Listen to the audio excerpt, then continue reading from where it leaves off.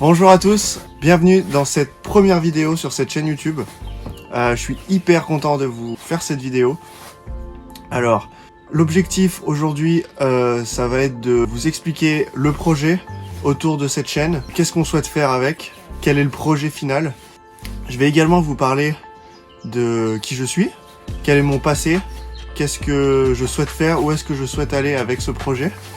Je vais aussi vous présenter le 24/4 qu'on a acquéri il n'y a pas très longtemps, qui est encore en plein aménagement, en plein projet. Et voilà, je suis hyper content de vous faire cette première vidéo. Alors, dans un premier temps, je voulais d'abord remercier les personnes qui nous font confiance et qui croient en nous, tout simplement.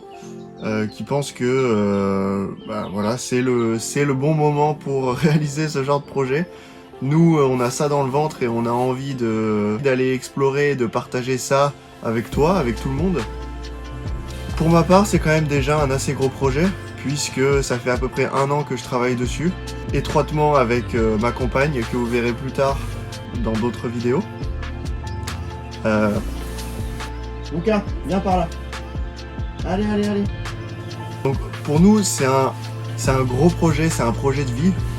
Il y a encore beaucoup de travail, et d'ailleurs ça va être l'objet des prochaines vidéos. Et l'idée, ça va être de partager ça avec tout le monde, essayer d'apporter un maximum d'informations pour ceux qui recherchent et qui souhaitent se lancer dans ce genre de projet, montrer que c'est possible et que c'est accessible, et que toi aussi tu peux le faire. Bon, qu'est-ce qu'il faut mettre en place? Quelles sont les choses à faire pour, dans un premier temps, acquérir le véhicule qui nous plaît, préparer le voyage et passer à l'action, tout simplement. Sortir de cette zone de confort et mettre en place les choses qui font qu'on va pouvoir atteindre ses objectifs personnels. Avant de te parler du véhicule dans lequel je suis actuellement, je voulais déjà te parler de qui je suis, quel est mon passé et qu'est-ce que je souhaite faire avec cette chaîne YouTube. Jusqu'à il n'y a pas très longtemps, j'étais un salarié du monde privé, rien d'incroyable. Vie normale, travailler la semaine et s'amuser les week-ends. Et ça faisait déjà quelques années que ce type de projet était dans la tête. J'avais déjà pu expérimenter quelques voyages avant, puisque j'étais parti à l'étranger pendant quelques années pour justement découvrir des endroits qui sont liés à ma passion, qui est le VTT de montagne, que je pratique encore beaucoup avec mes copains. L'idée, c'était d'aller découvrir les meilleurs endroits pour pouvoir pratiquer cette discipline. Et c'est à ce moment-là que j'ai commencé à prendre goût au voyage, à la découverte, à l'inconfort, se retrouver dans des situations qui sont gênantes, qui sont pas forcément simples à gérer et qu'on n'aurait pas imaginé dans le monde dans lequel on vivait avant. Et c'est ce genre de choses qui fait grandir. Après ces quelques années-là, j'ai décidé de revenir pour se rapprocher de la famille et de retrouver les copains qui étaient par là. S'en est suivi le début d'un travail dans lequel j'ai découvert un nouveau milieu qui est l'informatique, qui était vraiment très intéressant, et j'ai pris beaucoup de plaisir à faire ça, et j'ai rencontré des super personnes d'ailleurs. Si vous regardez cette vidéo, les gars et les filles, merci encore pour tout. Et c'était un projet personnel qui mûrissait tranquillement dans la tête et qui a fait qu'aujourd'hui je suis là à vous parler pour vous expliquer toute l'histoire de ce projet. Avant de se lancer dans un projet qui est de parcourir l'Europe pendant une durée indéterminée, on a découvert la vie en van et ce mode de vie-là grâce à l'acquisition d'un premier fourgon qui lui a été aussi aménagé avec nos petites mains. On a fait ce qu'on a pu en regardant tout ce qu'il y avait sur internet, et merci à tous ces tutoriels retrouvés sur internet, parce que sans ça, ça aurait été vraiment plus difficile. C'est grâce à ce temps passé de recherche et de découverte qu'on a pu aménager en quelques semaines notre premier fourgon pour pouvoir en faire quelque chose de fonctionnel qui répondait à nos besoins et qui pouvait nous permettre de nous emmener les week-ends et les vacances, puisqu'on avait que ces temps libres là pour pouvoir voyager avec. On a fait ça pendant quelques années, ça a très bien marché. Pendant la période estivale, c'est quasiment tous les week-ends qu'on partait avec. Que ce soit pour aller dans des endroits qu'on connaissait pas et se promener, ou retrouver des copains pour aller faire du VTT avec eux et camper pendant un week-end. Et c'est vraiment une super ambiance quoi. Tout est tranquille, y a pas de pression, chacun fait un peu ce qu'il veut, chacun s'installe où il veut, chacun a son propre aménagement aussi. C'est là où on voit que chaque personne a vraiment sa vision des choses, a vraiment sa manière de concevoir, que ce soit sur vraiment la fabrication pure des meubles et de la structure, ou la manière dont c'est aménagé. Et ça, déjà, je trouve que c'est une grande richesse, parce que ça permet d'échanger, d'avoir des avis différents, de voir ce qui se fait ailleurs. Et ça, je trouve que ça a beaucoup de valeur, quoi. C'est vraiment super bien, ça permet de laisser aller sa créativité, de dire « Ah bah ça, potentiellement ça m'intéresserait, je vais essayer de le fabriquer de cette manière et puis on verra bien. » Forcément, après, ça va être à l'usage que les choses ressortent. Qu'est-ce qui a du sens et qu'est-ce qui en a pas. Avant ça, c'est assez difficile de se faire une idée. En tout cas, on idéalise, on imagine la chose. Mais au début, il faut partir de quelque chose. Nous, on était partis sur quelque chose d'assez minimaliste, qui répondait à 100% à nos besoins, vraiment super content de cet aménagement. On aurait pu travailler plus sur les finitions. Et c'est aussi grâce à mon entourage et mes connaissances qui avaient des fourgons et qui étaient dans cet état d'esprit-là, et qui ont montré leur manière de faire, leur manière de construire, qui fait que j'ai trouvé ça super intéressant et au final, en y passant du temps et en mettant un peu de réflexion, on se rend compte que ça peut être accessible. Donc déjà ça, il y a eu beaucoup de barrières qui sont tombées. Et ensuite, il y a eu l'acquisition du premier fourgon, qui lui a vraiment débloqué beaucoup de choses puisqu'on a pu mettre en pratique avec nos mains ce qu'on avait vu sur internet et ce que l'entourage avait pu nous montrer. Le projet de cette chaîne est un petit peu différent puisqu'on souhaite faire, c'est d'aménager un nouveau fourgon, un van 4x4 qui va nous permettre d'aller sur les pistes, d'aller dans des endroits un peu moins accessibles et partir sur un voyage qui va durer plusieurs mois, peut-être un an. Aujourd'hui, je suis retourné dans ma région natale pour pouvoir refaire un aménagement puisque ce van est vide, on repart de zéro. Et l'idée c'est de faire une version améliorée du fourgon qu'on avait avant celui-ci, qui répond encore plus à nos besoins et on a les retours d'expérience de ce qu'on avait fait avant pour pouvoir avoir quelque chose d'optimal, d'autonome et de super fonctionnel. Ce van 4x4, c'est un Volkswagen T5 2013 4Motion qui a été très difficile à trouver puisque c'est une édition un peu spéciale. Il a l'option du blocage de différentiel arrière. Pour ceux qui ne savent pas, le blocage de différentiel, c'est le même système qu'il y a sur les vrais 4x4. C'est un système qui permet, via un simple bouton, de pouvoir synchroniser les roues arrière pour avoir un maximum de traction. Dans des chemins qui sont un peu difficiles, ou si on se retrouve avec une roue en l'air par exemple, ça va permettre de garder la motricité sur les deux roues arrière.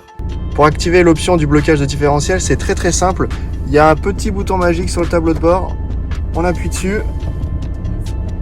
et voilà, le blocage de différentiel est activé. À partir de ce moment-là, les deux roues arrière sont synchronisées. Et ça a été quelque chose de super difficile à trouver puisque c'est une option. Ce type de véhicule-là, à la base, n'est pas fait pour faire du 4x4. C'est un utilitaire pur. Maintenant, c'est une option qui existe. Ça a été 1 an de recherche pour pouvoir tomber sur ce modèle-là. Alors, je peux vous dire que je suis content de l'avoir. En plus de ça, c'est un véhicule qui est rallongé. Et toutes ces options ont fait que ça a été quelque chose de vraiment difficile à acquérir. Les deux options indispensables pour ce projet, c'était que le véhicule soit 4 roues motrices et qu'il y ait un blocage de différentiel arrière. Donc quand je suis tombé sur ce modèle-là, j'ai tout de suite flashé dessus parce que il avait absolument tout ce que je recherchais. Il était fait pour moi, ce véhicule. L'ancien propriétaire avait déjà commencé à faire des travaux qui correspondaient à la direction que je voulais prendre avec ce véhicule. Donc c'était parfait quoi. Je suis hyper content, j'aurais pas pu trouver mieux et je suis hyper content de vous montrer ça et de vous partager les avancées d'aménagement.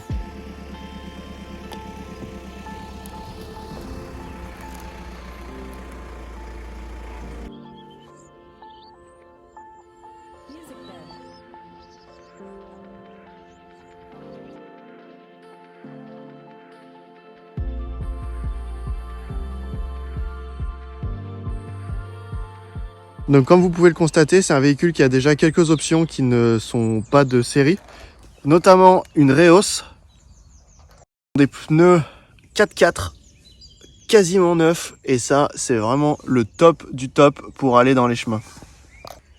Regardez-moi ce derrière. Oh, moi j'adore, hein. Oh là là. Et la troisième option, vous l'avez remarqué, c'est le toit relevable. C'est quelque chose qui a été installé plus tard, puisque le véhicule à la base est un véhicule utilitaire d'entreprise. L'ancien propriétaire avait installé le toit relevable. Quelque chose auquel je suis hyper content, parce que je souhaitais vraiment faire aussi une installation de toit relevable si le véhicule ne l'avait pas. Ça fait un gain de place qui est vraiment pas négligeable. Et pour un voyage de longue durée, ça a quand même beaucoup plus de confort. C'est vraiment une chance d'être tombé là-dessus, je suis trop content! On l'a également équipé d'un porte-vélo qui était déjà installé sur notre ancien fourgon. Donc comme je vous l'ai expliqué, c'est un Volkswagen Transporter de 2013 rallongé. Par rapport à un modèle standard, il a à peu près 40 cm de plus de long. Toit relevable, il est déjà équipé d'amortisseurs et de ressorts plus hauts pour justement rehausser la hauteur de caisse. Ce qui fait que dans les chemins, ce sera encore plus pratique, puisque on aura moins de frottement en fait. Le châssis du véhicule il viendra moins toucher et racler sur le sol. Pneus 4x4 destinés pour les pistes, puisque on veut en faire un maximum.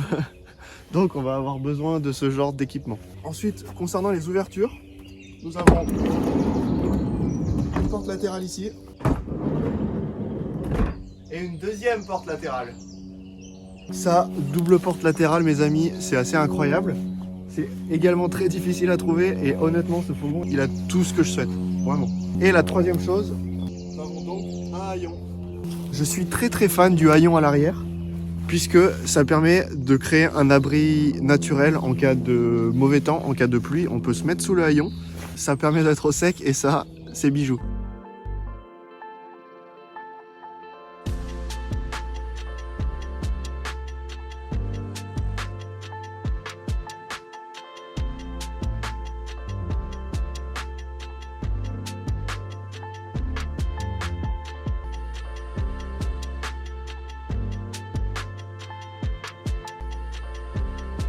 Concernant la motorisation, c'est un moteur 2 litres qui développe 140 chevaux, qui est le modèle standard sur ce type de véhicule.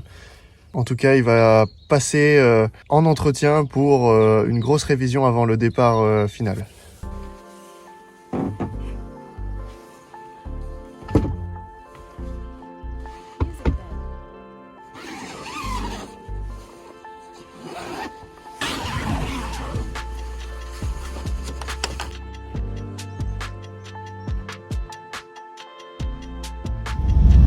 Donc l'idée avec ce véhicule, c'est de faire quelque chose qui soit hyper autonome en électricité et en eau, qu'on puisse avoir à dépendre le moins de camping ou de choses comme ça. La base de l'aménagement va être plutôt simple, on va s'inspirer de ce qu'on avait déjà fait. Des placards, des rangements, le frigo évidemment, et un lit démontable de fortune en bas, au cas où les conditions ne permettent pas de dormir en haut. Vu qu'il y a quand même un assez grand espace à l'intérieur, ça va nous permettre de faire quelque chose de plutôt sympa. J'ai hâte de vous montrer ça. Oh, le tunnel. Ce qu'on souhaite partager sur cette chaîne, c'est avant tout l'aventure humaine qu'on va pouvoir vivre. Vous partagez toute la préparation du fourgon et son aménagement et les équipements qu'on souhaite utiliser. Également la découverte de toutes ces nouvelles destinations qu'on n'a encore jamais vues. Donc forcément, aujourd'hui, il y a beaucoup d'excitation et de la peur. Et on sait que c'est de la bonne peur qui nous pousse à avancer. Donc on va foncer. J'espère que cette vidéo vous a apporté des idées et abonnez-vous à cette chaîne YouTube pour suivre l'évolution de ce projet. Vous pouvez également nous retrouver sur Instagram grâce au lien disponible dans la description de cette vidéo. À très vite!